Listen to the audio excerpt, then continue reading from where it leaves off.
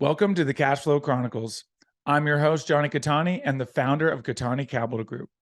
For the last 2 years, I've been studying alternative assets and now help solve the problem of creating passive cash flow for creators, influencers, and busy professionals by bringing you 5 episodes a week of easy to understand education in the world of passive investing.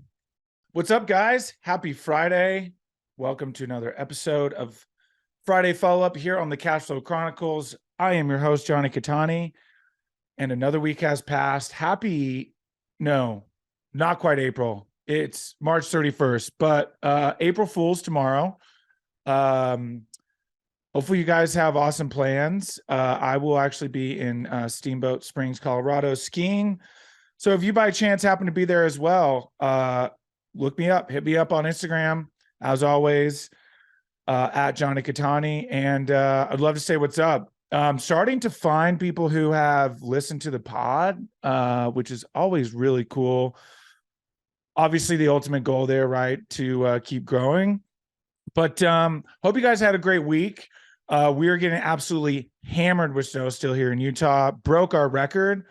We're now close to 800 total inches. I think like 763 inches is what Alta's reported, which they always get the most snowfall just because the way they're positioned, and they're the highest up of the resort. So we've officially beat, since we started recording here in the 80s. So 1983 was the previous record, and didn't quite have the infrastructure for it back then. In fact, our main street downtown, State Street, flooded, and there were sandbags set up.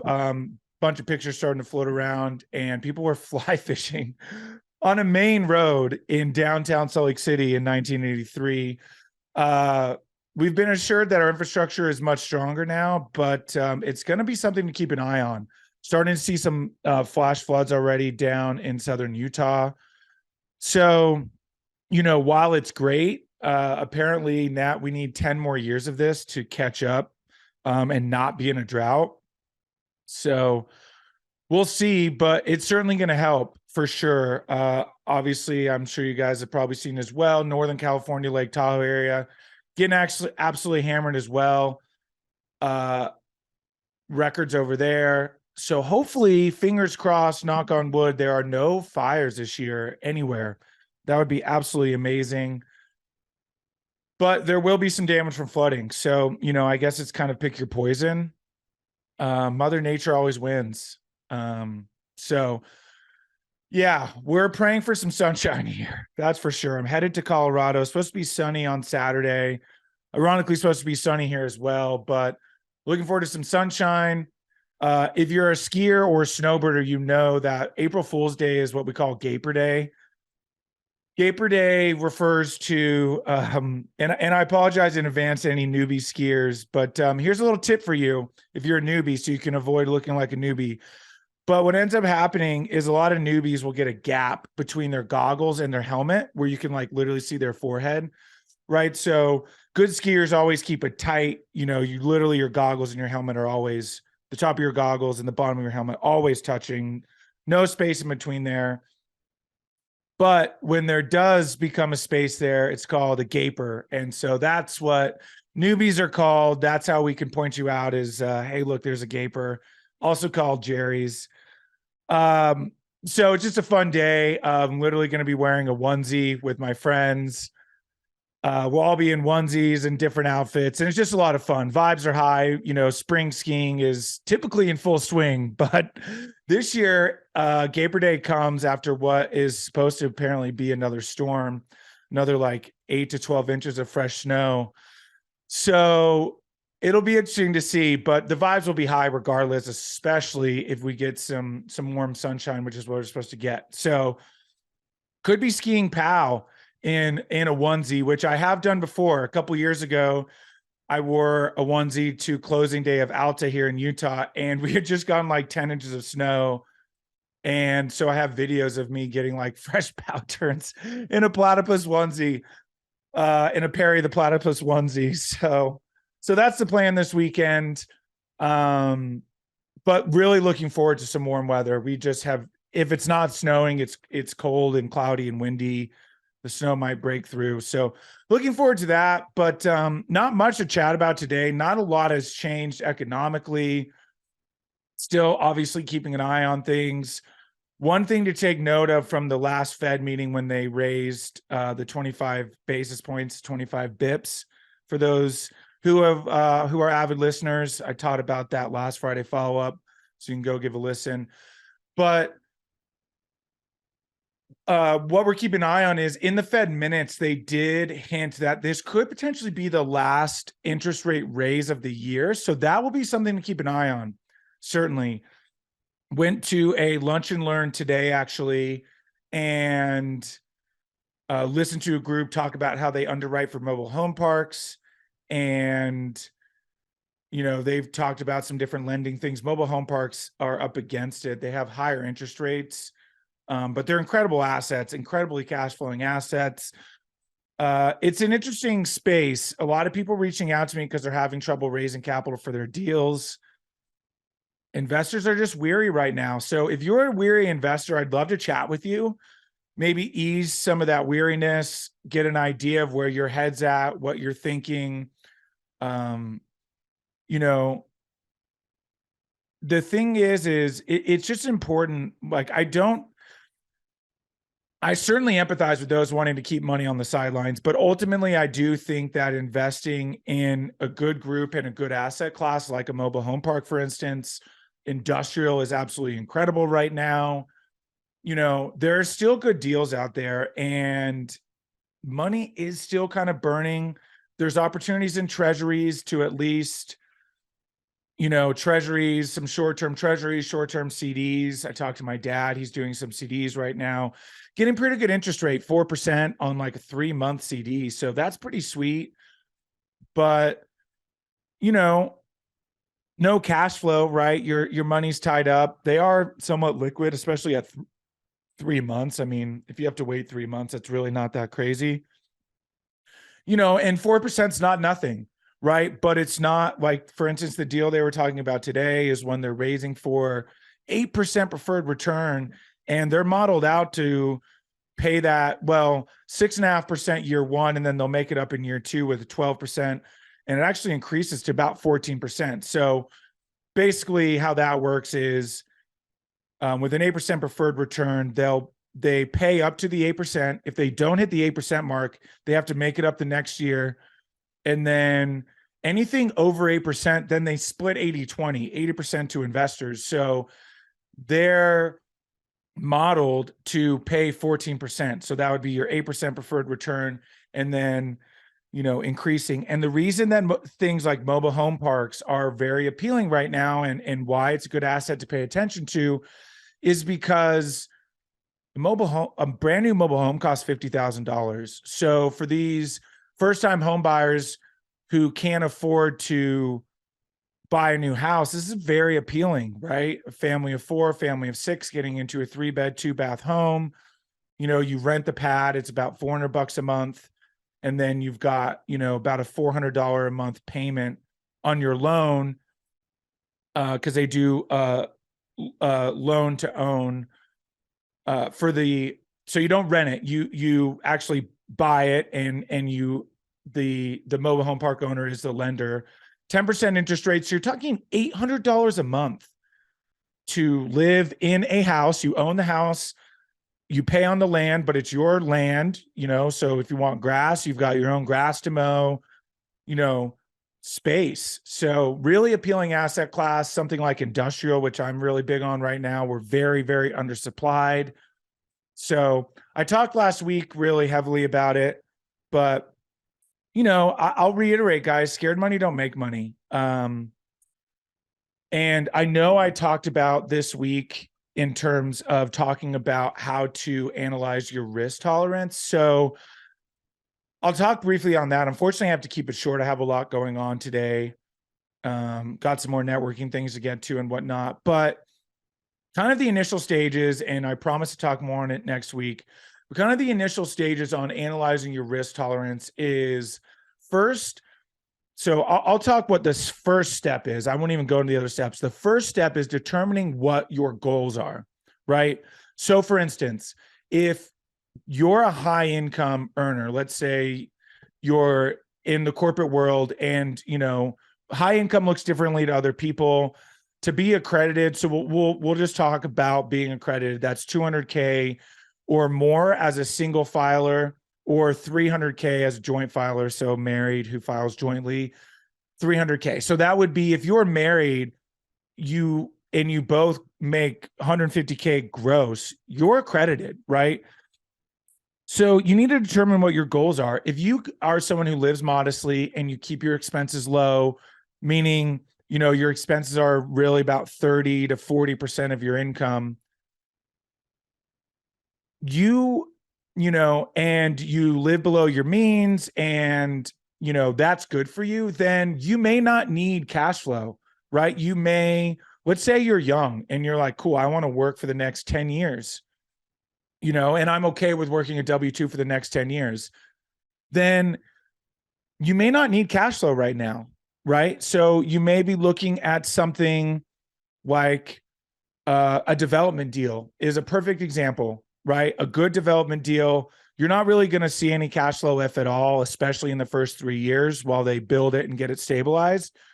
So what ends up happening is, once it's built and stabilized, maybe there's some cash flow year 3, year 4, and then they sell it, right? And instead of, an 8% preferred return cash flow starting year 1, instead there might be like up to like a 2.5 equity multiplier, meaning if you put $100,000 into that deal, you're not going to see any cash flow, but at year 4, you're going to get, 200,000 back. We'll just say a 2x equity multiplier. That's a conservative equity multiplier, meaning, hey, give us $100,000, and in 4 years, we're going to give you back $200,000. Plus, there's going to be some appreciation against that capital gain from the asset itself. Once it's built, they'll depreciate it. So you may be only liable for 50,000, maybe less. You may get $80,000 depreciation. You may even get 100% depreciation, and you don't pay any taxes on that $100,000 capital gain. That's very, very possible. So first, in analyzing your goals, let's say, you're a high income earner, but you don't want to stay in the W-2 world and you want to get out as fast as possible. So you want to start replacing your active income with passive income. Well, then you want to look at something like this mobile home park deal, where it's going to pay you, basically $6,500 the first year, and then 12 to 14,000 each year after that in cash flow, right? And then at the end, there'll be a 2x equity multiplier, meaning you'll get 200,000 basically once they sell it. Anything, so they'll sell it and you're still going to get the 200,000, right? So your equity is going to multiply, but it's going to be cash flow plus appreciation. So let's say 6,500, 14,000 for 2 more years, right? So the goal was to sell it in 3 years. I'm using the deal that I looked at today. The goal was to sell it in between year 3 and year 4. We'll just call it year 4. So year 1, you get 6,400. Year 2, you get 14,000. Year 3, they had it modeled to get about 12,000. So there's 20,500, another 12,000, 32,500, and then they sell it. So you'll get another $67,300 at sale. So you got, your 32,500, and then basically whatever makes up the difference up to the 2x equity multiplier to get you to that 200,000 level, right? So you do that. Now you take that money and now you have 200,000. Let's just call it 150,000. Let's say you kept, there was some tax liability, and, you went and, used your cash flow, right? So 14,000 a year, that's like 11, like, what is that? $1,200 a month, basically, right? So not much, right? That's not like, okay, wow, I can quit my job, right? That's $1,166.66 with a repetent. So let's just call it 1,000 Let's just call it 1,200, right? So basically $1,200 a month. Not anything to write home about, right? But you're on your way. And so then what happens? Then you invest 150,000 to the next deal, right? Now all of a sudden you're getting 8% return on 150,000. And then you do that, let's say you do that 2 more times. Now all of a sudden you're investing, let's say $300,000 a year, and you're making 8% on $300,000 a year. And oh, by the way, that's going to double at the end because of your equity multiplier. So now that's going to be $600,000 at the end of, let's call it 5 years. So now you're 10 years down the road in that same capital. This is assuming, by the way, that you're only investing the money that you invest. So the principal, you reinvest the principal plus some, reinvest the principal plus some, reinvest the principal plus some. This doesn't take into account your active income going up. So let's say all of a sudden now the next year you got 250,000 to invest. So basically your 150,000 plus another 100,000 that you saved up, right? So you can see with this compounding, these compounding equity multipliers, and then these basically compounding interest, right? Everybody's favorite word. So now all of a sudden, let's say 5 years in, you've got 300,000 to invest, and you're making 8% on your money every year. That's $24,000 a year. That's $2,000 a month, right? That could be your mortgage payment. Now all of a sudden you're living for free just on your cash flow, meaning your mortgage is covered, right? And I realize at that high of income, you're probably making more than that, but there is potential, right? But like we said, maybe you're living well below your means, so you're now making $24,000 a year. And oh, by the way, now that's $600,000 at the end of that deal. Now all of a sudden you reinvest the $600,000, you're making 8% on that in 5 years. That's $48,000 a year, $4,000 a month. And you can see now all of a sudden you reinvest that 5 years later. Now 15 years down the road, let's see, 5 years, 300,000, 10 years, 15 years down the line, you're investing $1.2 million, right? At an 8% preferred return. Oh, that's $96,000 a year, $8,000 a month. And that's just with your original principal. That's not increasing the amount you invest, right? And that's at a conservative 2% equity multiplier. Let's say you invest and all of a sudden they hit a home run and you 3x. They 3x your money, right? Now all of a sudden that 1 million is 3 million at the end of the deal. So you can see how this compounding interest and how being a limited investor can truly lead to what we call financial freedom, which essentially for most people is where their expenses are all covered by their cash flow. All of a sudden, you're making really significant cash flow. And all of a sudden now you can invest in, let's say you got 500,000 out to invest. You put 250,000 into something that cash flows and 250,000 into something that's an appreciation play that's going to 2.5x your money.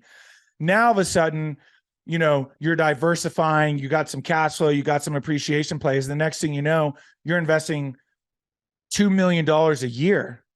I mean, and that's at an 8% preferred return. You can start getting into stuff when you're an accredited investor. All of a sudden, things open up. You can get into some hard money lending pools where, you put your money in and you're getting 12% paid monthly, right? 15% with interest rates being as high as they are, right? So you can see how it's important to determine what your goals are first. And then once you determine what your goals are, then that can determine what your risk tolerance is and what you're willing to do. If you want to say low risk and you're all about capital preservation, meaning you care about making sure that your capital stays there and you're going to get your principal in at the end, well, maybe you go a little bit safer and it's only 6% preferred return and a 1.6 equity multiplier, meaning you make $6,000 a year in cash flow. And then at the end of, the 3 to 5 years, you get 160,000 back, right? Including the cash flow. So you can see how it can start to add up. And as you get more and more comfortable, your risk tolerance can increase, meaning you're willing to take a little bit more risk. And, eventually, if you're making, let's say you're making, $10,000 a month in cash flow. Well, 5 months in, let's say you save all of that 5 months in, that's $50,000. Now you're investing your cash flow into a deal, right? Typical minimum's $50,000. Now all of a sudden your principal is untouched and you're reinvesting your cash flow, and that becomes new principal. And oh, by the way, at the end of the year, that's $120,000 a year. That's 2 new deals that you got to invest in. Now with just your cash flow, you've got 2 new deals with principal in it. And then you can see how that compounds. So step 1, figure out what your goals are. Then from there, determine what your risk profile is. And I'll talk next week a little bit more. So hopefully this was a really big help in getting started. Reach out to me as always if you have questions at Jonny Catani, Jonny with no H, on social media. I look forward to chatting with you guys again next week. Have a great weekend. Happy April Fool's Day, everyone. See ya. Thank you again for tuning in. Who do you know that wants more cash flow? Share this episode with them so you can grow your cash flow together. If you enjoyed the show, make sure you're subscribed on your platform of choice so you never miss a new episode. Go to CataniCapitalGroup.com to learn more.